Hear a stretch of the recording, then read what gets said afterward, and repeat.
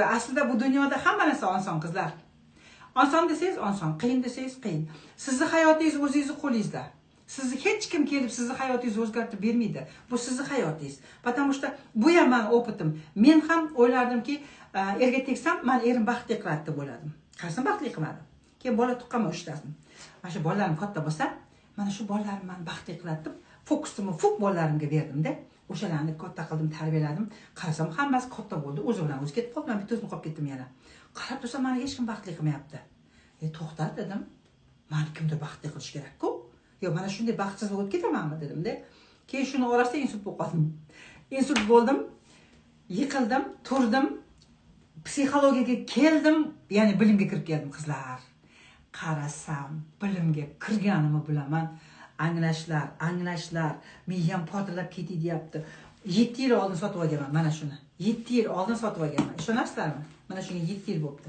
Ha, yo'q, 9 yil bo'libdi уже. Mana shuni ichi to'la qayerdan bir nima eshitsam yozaveraman-da. Mana shu daftarim ichida milliardga teng bilimlar bor. Faqat bilim meni hayotimda o'zgartirdi. Boshqa hech kim, faqat bilim.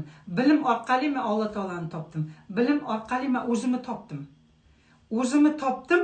Qarasam, akaziyatsa, menga yordam beradigan bitta oltin xonim ekan. Men hech kimga kerak emasman qizlar. Bolalarimga ham, qizlarimga ham, ota-onam ham kerak emas deganda ular meni yomon ko'rmaydi, yaxshi ko'radi. Meni bolalarim bo'lsa ham hurmat qilishadi bo'lsa ham, lekin ularning o'zining hayoti bor-da. Ular boshqa shaxs. Alloh taolo ularni o'zining missiyasi bilan yaratdi. Talg'atimni ham, Timurimni ham, Nargizamni ham hammasini o'zining missiyasi bilan yaralgan. Ularga men tumshug'imni tiqib, "Sen menga долженsan, sen men uchun yashaysan" deyishga meni haqqim yo'q. Ularning o'zining missiyasi bor. Nargizaning o'zining missiyasi bor, Timurning o'zining missiyasi bor.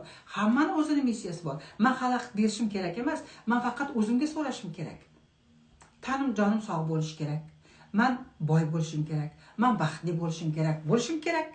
O'zim bilan o'zim gaplashganda men aytaman, men bolalarim faqat duo qilaman-da, lekin birinchi o'chirda o'zimga so'rayman.